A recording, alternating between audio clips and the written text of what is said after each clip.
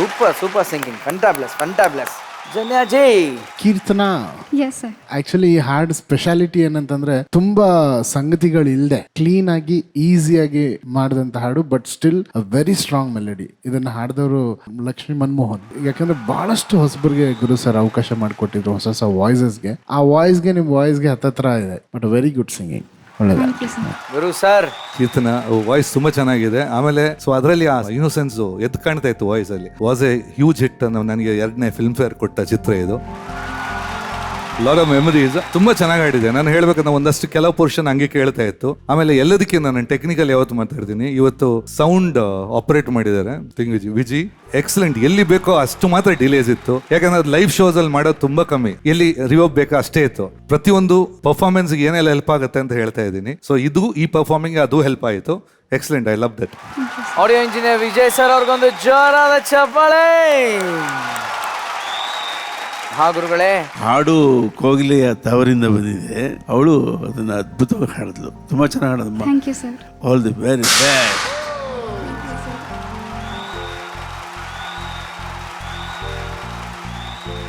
All the best ನಿಮಗೆ. Thank you. Thank you so much. Recent ಟೈಮಲ್ಲಿ ದೊಡ್ಡ super hit ಹಾಡಿದು, ಎಲ್ಲಾ ಹೆಣ್ಣು ಮಕ್ಕಳು ಗುನುಗ್ತಾ ಇರೋ ಹಾಡಿದು ನಮ್ಮ ಅರ್ಜುನ್ ಜನ್ಯ ಸರ್ ಅವರ ಕಂಪೋಸಿಂಗ್. ಅಂದ್ರೆ ಸುಮ್ನೆನಾ ಜನ್ಯಾಜಿ? ಅಂಡ್ ಉತ್ತರ ಕರ್ನಾಟಕ ಶೈಲಿ ಹಾಡನ್ನ ನಮ್ಮ ಧಾರವಾಡದ ಹುಡುಗಿ ಹೇಳಿದ್ದು ಸೂಪರ್ ಆಗಿತ್ತು. ಭಾರಿ ಚಲೋ ಹಾಡಿದ್ರಿ. Thank you, ಅಗದಿ ಸೂಪರ್. ಓಕೆ, ಈಗ ಜಡ್ಜಸ್ ಹುಡುಗಿ ಕೇಳೋಣ ಏನಂತಾರಂತ. Ready. ಗುರುಕಿರಣ್ ಸರ್. ಸಾಕ್ಷಿ, ಎಸ್ ಸರ್. ರೀಸೆಂಟ್ ಟೈಮ್ಸ್ ಅಲ್ಲಿ ಹೋದ 2 ವರ್ಷದಲ್ಲಿ ಹಿಟ್ ಸಾಂಗ್ ಅನ್ನೋ ಇದೆ, number 1 hit song. Yes sir. ನಾವು ಯೂಶಲಿ ಪಬ್ಲಿಕ್ ಶೋಸ್ಗೆ ಹೋಗ್ತೀವಿ. ಪಬ್ಲಿಕ್ ಶೋಸ್ ಅಂದರೆ ಈ ಸಾಂಗ್ ಡಿಮ್ಯಾಂಡಲ್ಲಿ ಇರುತ್ತೆ. ಸೊ ಇತ್ತೀಚೆಗೆ congratulation Arjun. First of all you got a lovely voice. Thank you sir. ಪಕ್ಕಾ ಇಂಡಸ್ಟ್ರಿ ಬೇಕಾಗಿದ್ದ ವಾಯ್ಸ್. You got a lovely future. Thank you sir. Okay. ನಿಮ್ಗೆ ಇನ್ನೊಂದು ನಮ್ಮ ಜನ್ಯ ಸರ್ ಅವರ ಕಂಪೋಸಿಂಗ್ ಅಲ್ಲಿ ಬೇರೆ ಇನ್ಯಾವ ಹಾಡು ನಿಮ್ಗೆ ಇಷ್ಟ? ಒಂದು ಫೇವ್ರೆಟ್, ಒಂದು ಟಾಪ್ 5 ಹೇಳ್ಬೋದು ಅಂದ್ರೆ ಒಂದು 5 ಹಾಡು ಯಾವ್ದು ಹೇಳ್ಬೋದು ನೀವು? ಎಲ್ಲ ಇಷ್ಟ. Honestly, ನಾನು ಈಗೆಲ್ಲ ಹೇಳ್ತಾ ಇರೋದು, ಐ ಥಿಂಕ್ ಅರ್ಜುನ್ ಜನ್ಯ ಆಗಿರಲಿಲ್ಲ, Okay. ಲೋಕೇಶ್ ಇಂದ ಅರ್ಜುನ್ ಆಗಿದ್ದು. ಆ ಟೈಮಲ್ಲಿ ಓಕೆ. ನಾನು ಆವತ್ತೇ ಅಂದ್ಕೊಂಡೆ, ಇಲ್ಲ ಈ ಒಂದು ಪೊಟೆನ್ಷಿಯಲ್ ಇದೆ, ಬರ್ತಾನೆ. ಅವನ್ ಸಾಂಗ್ಸ್ ಬಂದು ಕೇಳಿಸ್ತಾ ಇದೆ. ಆ ಟೈಮಲ್ಲಿ ಹೊಸ ಸಾಂಗ್ ಬಂದು ಅರ್ಜುನೇ ಆ ಟೈಮಲ್ಲಿ ಕೇಳಿಸ್ತಾ ಇದೆ ಹೆಂಗಿದೆ ಸರ್ ಅಂತ. ಬಟ್ ಆವತ್ತೇ ನಾನು ಡೆಫಿನೆಟ್ ಆಗಿ ಇವನ್ ನಿಲ್ತಾನೆ ಅನ್ನೋದು ಗ್ಯಾರಂಟಿ ಇತ್ತು. ಸೊ ಬೇಸಿಕಲಿ ಈ ಸ್ಟಿಲ್ ಡೂಯಿಂಗ್ ಸ್ಟ್ರಾಂಗ್. ರೀಸನ್ ಏನಂದ್ರೆ ಇವತ್ತುವರೆಗೆ is giving hits. Song success ಜೊತೆ ಹಿಟ್ಟು ಜನ ಬಾಯಲ್ಲಿ ಹಾಡೋ ತರ ಮಾಡೋದು. Is doing it. I am very proud of him. ತುಂಬಾ ಖುಷಿ ಆಗ್ತಾ ಇದೆ. ಕನ್ನಡಕ್ಕೆ ಇಂಥವ್ರು ಇನ್ನ ಬೇಕು. ಜನೇಜಿ ಏನ್ ಹೇಳ್ತೀರಿ? ಗುರು ಸರ್ ಇಂದ ಈ ತರ ಮಾತುಗಳು ಕೇಳೋದು ಅನ್ನೋದು ದೇವರ ಆಶೀರ್ವಾದ.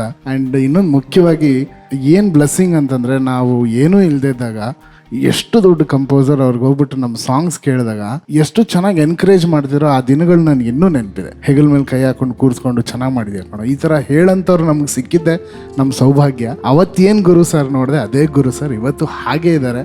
ಅದಕ್ಕೆ ಅನ್ಬೀಟೇಬಲ್ ಮ್ಯೂಸಿಕ್ ಡೈರೆಕ್ಟರ್ ಅವ್ರು ಅನ್ಬೀಟೇಬಲ್. ಯಾವಾಗ ಅವ್ರು ಹಾಡು ಬಂದರೆ 3 ಜನ ಮ್ಯೂಸಿಕ್ ಡೈರೆಕ್ಟರ್ನ ಹೊಡೆದಾಕ್ಬಿಟ್ಟು ಮುಂದೆ ಹೋಗ್ತಾ ಇರುತ್ತೆ.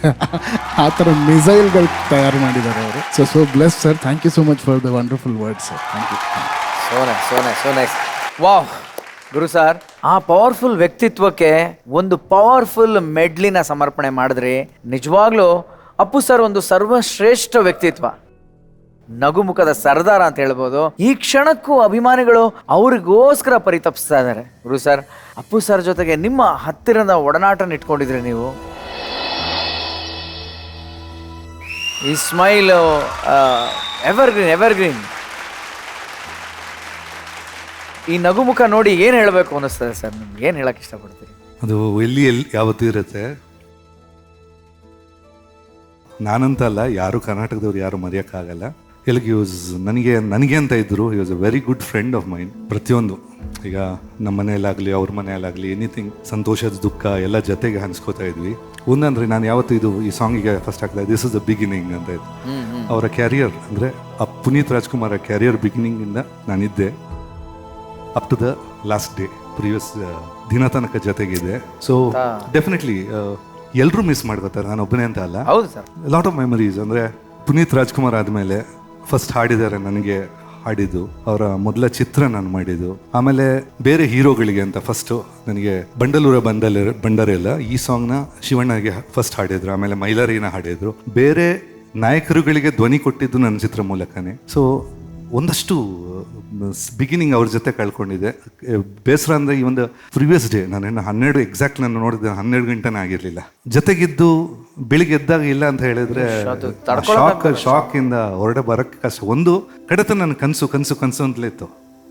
ಆ ಶಾಕಿಂದ ಹೊರಡೆ ಬರೋದು ಇಟ್ಸ್ ಈಸಿ ಅಲ್ವೇ ಅಲ್ಲ, ಕಷ್ಟ ಅಂದರೆ ಇಟ್ ಟುಕ್ ಮೀ ನಿಜವಾಗಿ ಟೈಮು.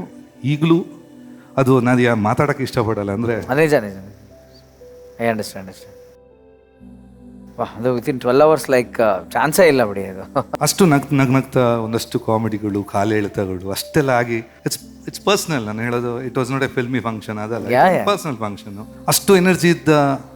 ಹೆಂಗೆ ಅಂದರೆ ಮುಂಚಿನ ದಿವಸ ಫುಲ್ ಆ ಬಾಡಿ ಹಿಂಗಿತ್ತು. ಅದು ತುಂಬ ನೋಡಿದರೆ ನಾನು ಯಾವತ್ತೂ ಹೇಳ್ತೀನಿ, ಒಂದು 4 ಗುಂಡು ಬಿದ್ದರೂ ತಡ್ಕೊಳ್ಳೋ ಬಾಡಿ ಅಂತ. ಮುಂಚಿನ ದಿವಸ ಹಾಗೆ ಮಾಡಿದ್ದೀನಿ. ನೆಕ್ಸ್ಟ್ ನೋಡುವಾಗ ಮಲಗಿದ್ದಾರೆ.